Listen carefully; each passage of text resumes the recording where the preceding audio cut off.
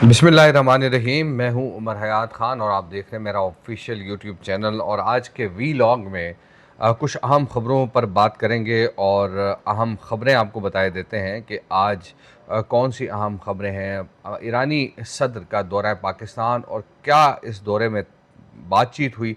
और पाकिस्तान को इस दौरे का क्या फ़ायदा हो सकता है। आबराए हुर्मुज़ जो है उसके हवाले से कहा यह जा रहा है और अमेरिका ने ये वाज़ेह पैगाम दिया है कि ये आलमी गुज़रगाह है और कोई टोल टैक्स जो है वो वसूल नहीं किया जाएगा। और इसी तरह अमरीकी सेनेट ने ईरान के ख़िलाफ़ जो फ़ौजी कार्रवाई है उसे रोकने के लिए करारदाद जो है वो मंजूर की है। और ये अहम ख़बरें हैं। और इसके साथ साथ अगर देखा जाए तो ईरान की जानिब से ये स्टेटमेंट आया है कि मुंजमद फ़ंड से अमरीकी ज़री मसनूआत की ख़रीदारी कोई लाजमी शर्त जो है वो नहीं है।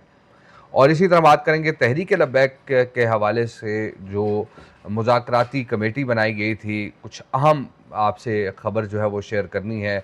और बड़ी अहम डेवलपमेंट हुई है, उस हवाले से भी जो है बात करेंगे आज के इस वीलॉग में। तो जनाब बात करेंगे कि ईरानी सदर मसूद पेज़ेश्कियान अपना दौरा मुकम्मल करके वापस ईरान जा चुके हैं। और इसी तरह अगर देखा जाए तो उनके साथ जो उनकी बातचीत पाकिस्तान की हुई है और ख़ास तौर पे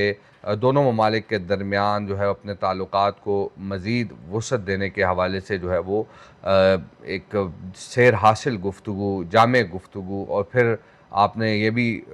अगर नहीं देखा तो मैं आपको बता देता हूँ कि ईरानी सदर मसूद पेज़ेश्कियान ने अल्लामा इकबाल का शेर जो है वो पढ़ा जब वो गुज़िश्ता रात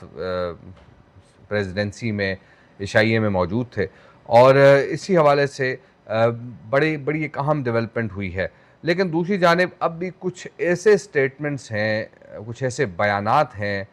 कि जो ईरान अमरीका जो तनाज़ा है इसको मज़ीद बढ़ाने के लिए जो है वो अपना किरदार अदा कर रहे हैं। लेकिन अमरीकी वज़ीर ख़ारजा हैं मार्को रूबियो, उन्होंने कहा है कि किसी भी मुल्क को अबनाए हुर्मुज़ में जहाज़ों से टोल टैक्स जो है वो वसूल करने की इजाज़त नहीं दी जाएगी। और ये पैगाम अमेरिका की जानिब से दिया गया है। उन्होंने अबू धाबी में जो है वो गुफ्तगू की है मीडिया से और उन्होंने कहा कि अबनाए हुर्मुज़ जो है वो बैनुल-अक़वामी आबी गुज़रगाह है और बैनुल-अक़वामी कानून के तहत किसी मुल्क को इस पर टोल या फ़ीस आयद करने का हक़ हासिल नहीं है। मार्को रूबियो ये कहते हैं कि इस मामले पर ख़ित्ते में किसी को कायल करने की ज़रूरत नहीं है क्योंकि सबका इस पर इत्तेफ़ाक है और जब तक ईरान के हिमायत याफ्ता गिरोह इराक़ से मिज़ाइल और ड्रोन हमले जारी रखे हुए हैं, उस वक्त तक तनाज़ा का मुकम्मल ख़ात्मा नहीं हो सकता।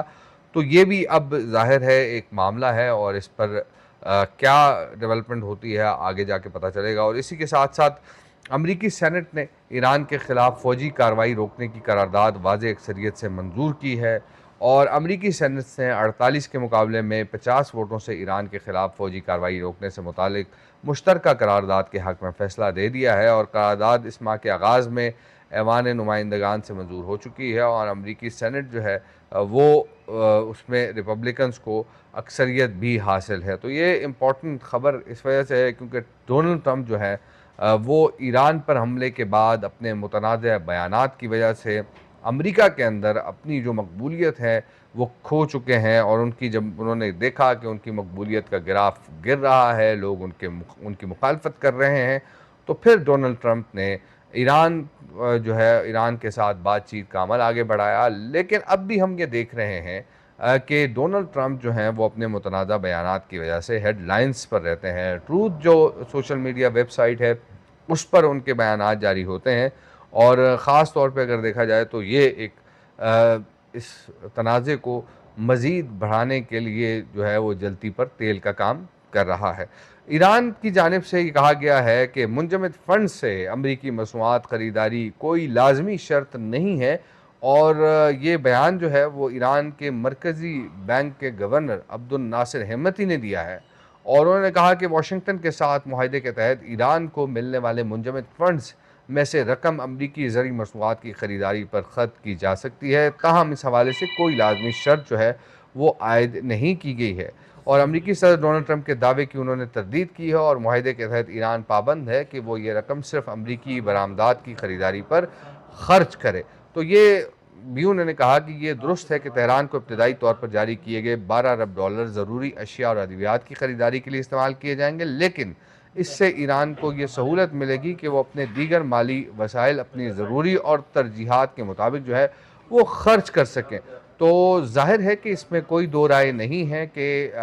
ईरान को $12 अरब अमरीका की जानिब से दिए गए हैं, क्योंकि अमरीका ने जो ईरान पर फ़ौजी जारहियत की तो उसमें ईरान का बड़े पैमाने पर नुकसान हुआ है। और वो एक स्कूल का वाक़या है जिसमें 170 के लगभग जो है वो बच्चियाँ जो हैं वो शहीद हुई, तो ये भी एक बड़ा अहम मामला है। और इसके साथ-साथ ईरान के मिसाइल प्रोग्राम के हवाले से वज़ीर-ए-आज़म ने कहा है कि ईरान का मिसाइल प्रोग्राम किसी भी मरहले पर मुज़ाकरात का हिस्सा नहीं रहा, और इस हवाले से डोनाल्ड ट्रंप ने भी एक दफ़ा ये कहा कि उन्होंने कहा कि अगर दुनिया के हर ममालिक के पास मिसाइल मौजूद हैं तो ईरान के पास मिसाइल के मौजूद होने में कोई कबाहत जो है वो नज़र नहीं आ रही।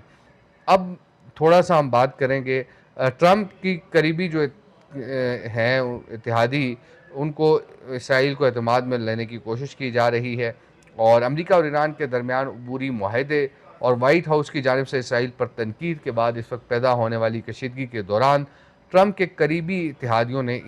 इसराइल को एतमाद में लेने की कोशिश की है, और अमेरिका में जो इसराइल के सफ़ीर हैं माइक हक्काबी समेत दीगर जो आला अमरीकी शख्सियात हैं, उन्होंने इसराइली खदशात को कम करने की कोशिश करते हुए कहा है कि वाशिंगटन और तल अवीव के ताल्लुकात जो है वो मजबूत हैं, और उनका ये कहना था कि बाहमी इख्तिलाफात के बावजूद दोनों ममालिक के दरमियान इत्तेहाद बरकरार रहेगा, और मौजूदा सिफारती इख्तिलाफात अमेरिका और इसराइल के स्ट्रेटिजिक ताल्लुकात को मुतासिर नहीं करेंगे। तो ये कुछ ऐसे मसाइल हैं कि जिनकी वजह से अब भी डोनाल्ड ट्रंप समेत दीगर जो लोग हैं, ममालिक हैं इत्तेहादी, उनको ये लगता है कि ईरान अमेरिका मुआहदे के बाद इसराइल कोई इस तरह की हरकत करेगा कि जिससे ये मुआहदा जो है वो सबोताज हो सके। अब मामला ये है कि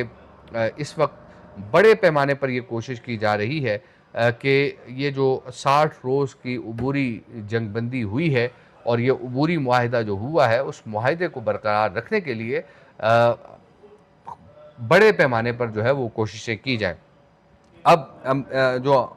ईरानी सदर हैं मसूद पेज़ेश्कियान, उन्होंने पाकिस्तान का दौरा क्यों किया, इस हवाले से भी आपको बता दें कि पाकिस्तान का जो किरदार था इस पूरे तनाज़े में, वो यकीनी तौर पर बड़ा इम्पोर्टेंट था, और इस हवाले से जो है वो पाकिस्तान ने दोनों ममालिक को करीब लाने में बड़ा अहम किरदार अदा किया, और इसीलिए इस मुआहदे को जो है वो इस्लामाबाद डिक्लेरेशन के तौर पर जो है वो रहती दुनिया तक अब याद रखा जाएगा, और इसमें कोई दो राय नहीं है कि मामलात जो है वो बढ़ जाएंगे, पहले से बेहतर हो जाएंगे, अच्छे हो जाएंगे, और हुकूमत जो है पाकिस्तान की, वो यकीनी तौर पर उन्होंने बड़ा अहम इसमें किरदार अदा किया है। अब हम बात करेंगे तहरीक लब्बैक के मुज़ाकरात के हवाले से। तो तहरीक लब्बैक के मुज़ाकरात के हवाले से कल मेरी